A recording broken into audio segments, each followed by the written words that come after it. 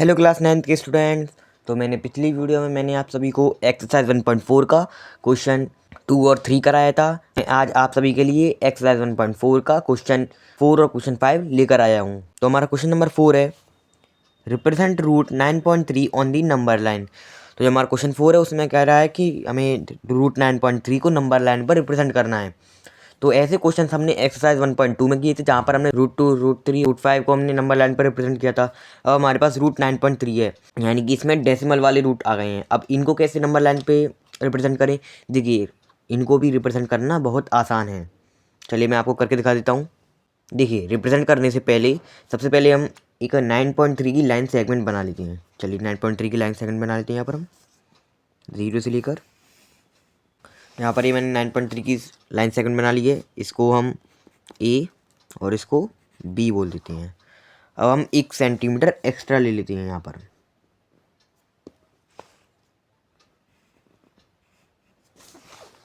और ये हो गया सी पॉइंट। अब देखिए, अब हमको क्या करना है। अब हमें कंपास की हेल्प से जो ये लाइन है उसमें अंदाजे से आधे से ज़्यादा लेना है, यानी कि अंदाजे से पहले इसका हाफ पार्ट करना है और हाफ पार्ट से थोड़ा ज़्यादा लेना है, जिससे हम नीचे और ऊपर आर्क लगा सकें। अब मैं यहाँ से अंदाजे से आधे से ज़्यादा लेकर ऊपर और नीचे आर्क लगा देता हूँ। तो यहाँ पर मैं अपना कंपास रखकर एक आर्क यहाँ पर और एक आर्क नीचे की तरफ, और ऐसा ही हम ए पॉइंट पर कंपास रखकर ऊपर और नीचे आर्क लगा देते हैं।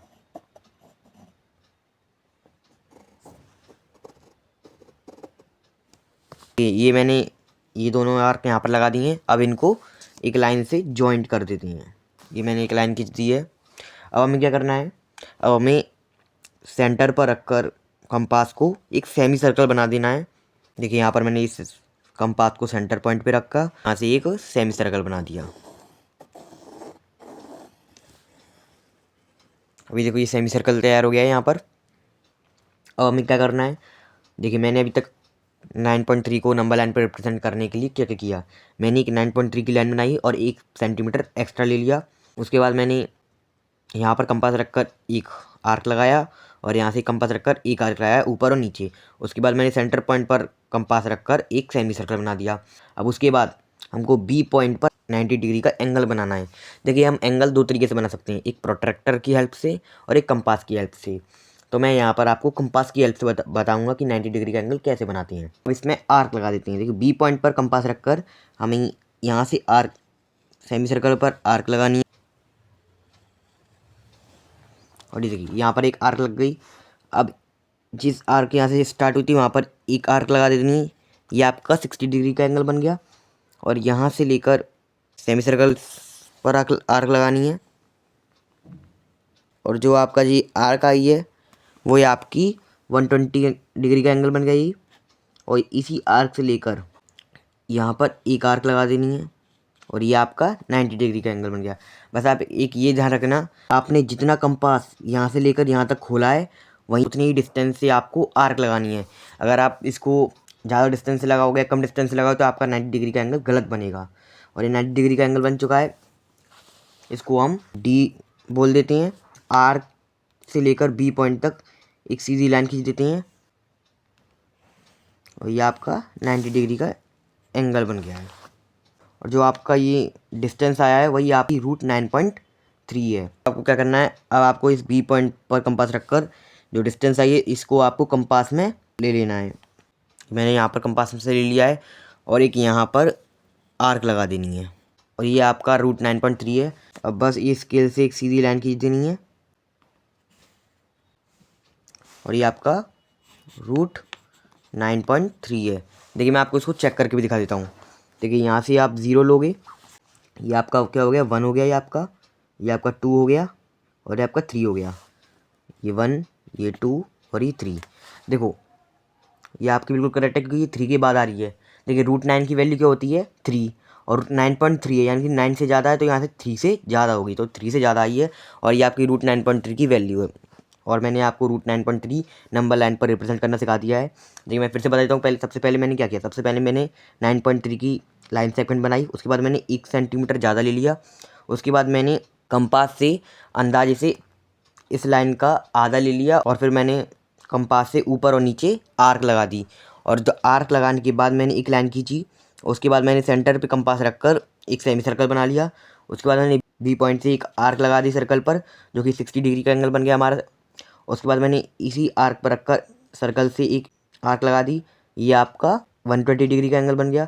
उसके बाद मैंने जो उसी आर्क को बाइसेक्ट कर दिया, और ये आपका 90 डिग्री का एंगल बन गया। और इसी 90 डिग्री एंगल को लेकर मैंने कंपास में भर लिया। उसके बाद मैंने लाइन सेगमेंट पर एक आर्क लगा दी, और यही आपकी रूट 9.3 है।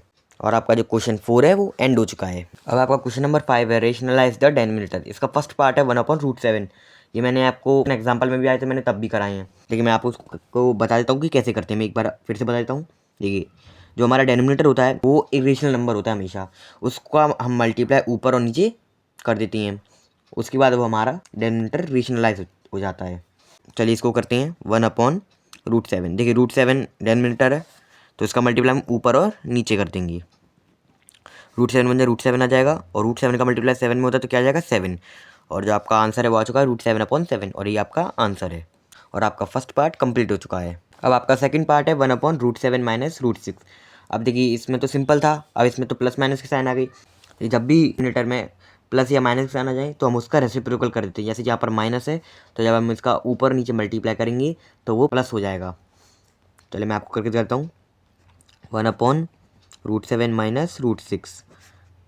देखिए इसको भी हम ऊपर नीचे मल्टीप्लाई करेंगे, √7 और √6, √7 √6।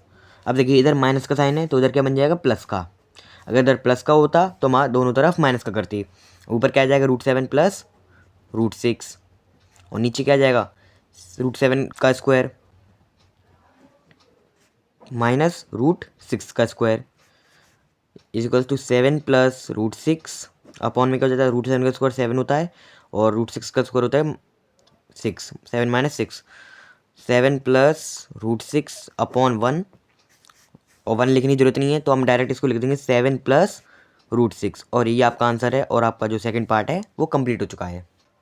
अब आपका थर्ड पार्ट है 1/√5 प्लस √2। अब देखिए इसमें प्लस का साइन है, तो जब हम ऊपर नीचे मल्टीप्लाई करेंगे तो क्या बन जाएगा, वो माइनस का बन जाएगा। चलिए इसको करते हैं 1/√5 प्लस √2। मल्टीप्लाई करेंगे तो हमारा क्या हो जाएगा √5 माइनस √2 अपॉन √5 माइनस √2। √5 माइनस √2 आ जाएगा ऊपर, अपॉन में आ जाएगा √5 का स्क्वायर माइनस √2 का स्क्वायर।